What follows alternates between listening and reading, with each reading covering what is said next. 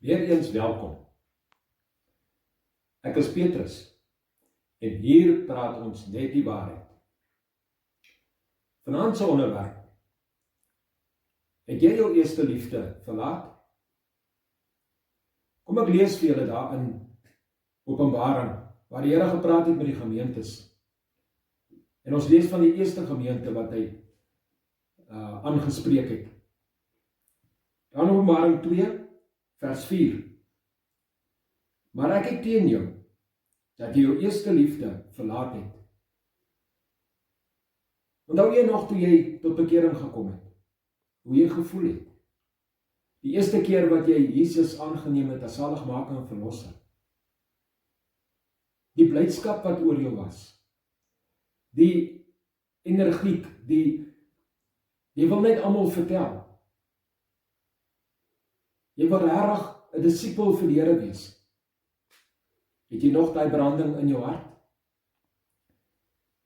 Nou gaan ek vir julle lees in Matteus 22, waar Jesus gepraat het. Matteus 22 vers 37 tot 40. En Jesus antwoord hom: jy moet die Here jou God lief hê met jou hele hart, met jou hele siel, met jou hele verstand. Dit is die eerste en groot gebod. Die tweede wat hiermee gelyk staan: jy moet jou naaste lief hê soos jouself. Dit is die opdrag wat Jesus aan ons gegee het.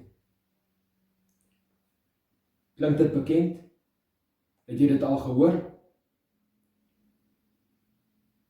En as jy daaraan dink dat Jesus sy alles vir ons gegee het, dan is dit eintlik bitter min wat hy van ons verwag. Ek wil vir julle lees in Korintiërs, en dit het my baie hard getref, en ek wil graag hê dat julle ook weer die boksies tik. Onthou julle wat ons vorige keer gesê het, tik die boksies. Soos ek vir julle lees, dan kyk julle of hierdie gesindhede in julle lewe is, en of dit vervlou het. Dit is baie belangrik. Ons lees van die liefde. En dis in 1 Korintiërs 13. Al sou ek die tale van mense en engele spreek, en ek het nie die liefde nie, dan het ek 'n klinkende metaal en 'n lydende simbaal geword.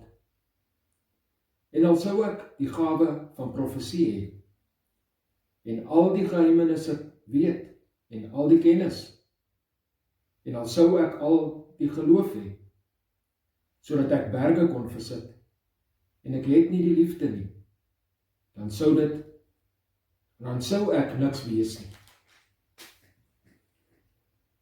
En al sou ek al my goed uitdeel, en al sou ek my liggaam oorgee om verbrand te word, en ek het nie die liefde nie, dan sou dit my niks baat nie.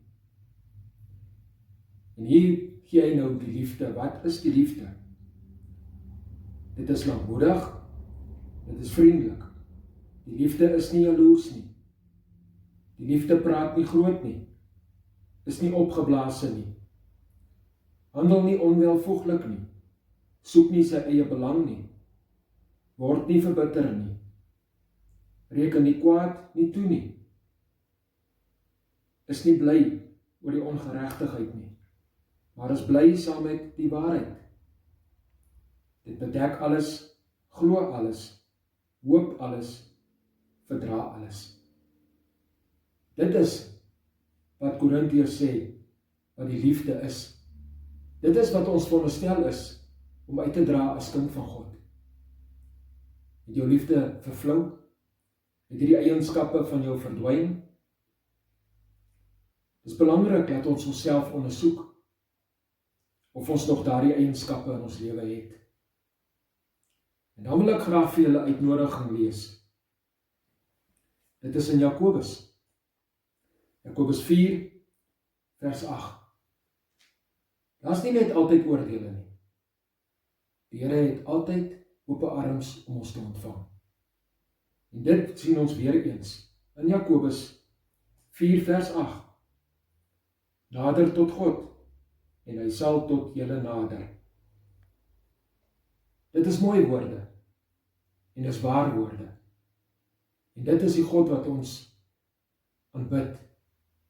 En as jy hom nog nie aangeneem het as saligmaker en verlosser nie, my vriend, dan wil ek jou uitnooi. Kom. Hy wag met ope arms om jou te ontvang. Bly in die waarheid en blessings.